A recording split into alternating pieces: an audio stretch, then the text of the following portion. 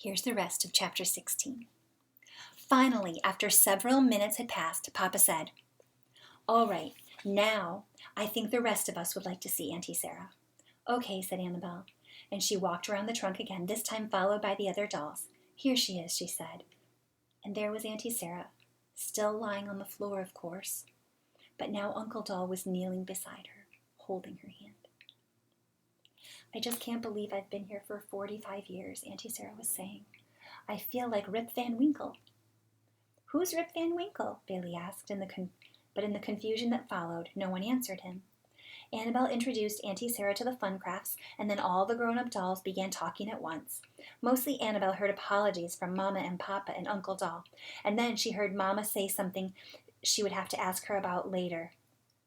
"We thought you had run away." Maybe that's why they didn't look for her. They didn't think she wanted to be found. So here are all the fun crafts and the other dolls waiting. And then up here is Uncle Doll by Auntie Sarah. He finally gets to see her after 45 years. "Run away?" Annabelle started to say. But Mom Funcraft had stepped over to Uncle Doll, who was holding Auntie Sarah's hand. "I know you haven't seen each other in a very long time," she said to Auntie Sarah, "but shouldn't we see if we can free your dress?" Uncle Doll answered for her.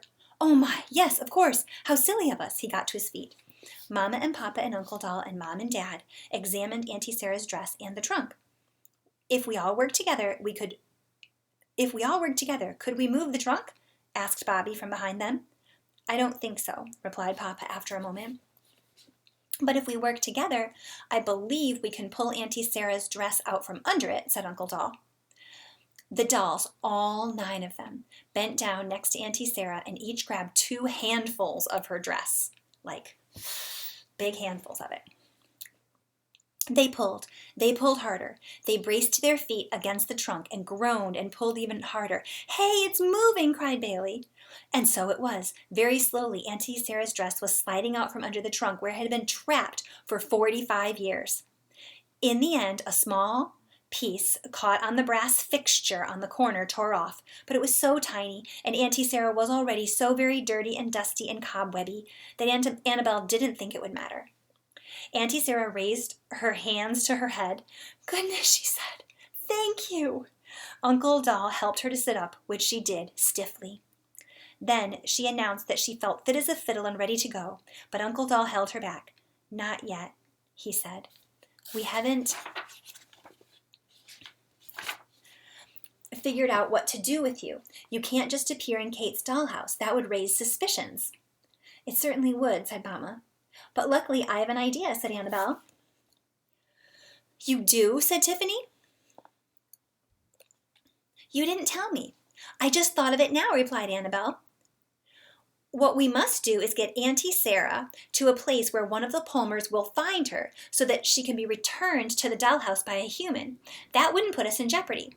So I thought, where could she go after all these years that won't make the Palmers suspicious? Right away it came to me. The captain's bed. If we put Auntie Sarah there, the Palmers will think the captain has been prowling around again, and he found Auntie Sarah somewhere and took her to his bed so he could play with her." "That's brilliant!" exclaimed Tiffany. And everyone agreed, except for Auntie Sarah, who simply said, "Who's the captain?" Annabelle explained, and after a moment Auntie Sarah said, "A cat's bed? Well, all right. If I must, I must. Let's go." "Oh, not tonight, Sarah," said Uncle Doll. "I'm afraid there isn't enough time. We'll have to go tomorrow." "You mean I have to spend another night in the attic?" said Auntie Sarah. "Oh, dear.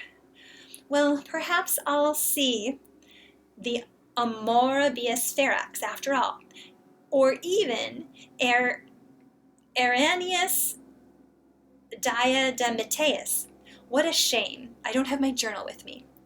The dolls talked for a bit longer, and then, and here's the picture of Auntie Sarah and Uncle Doll together.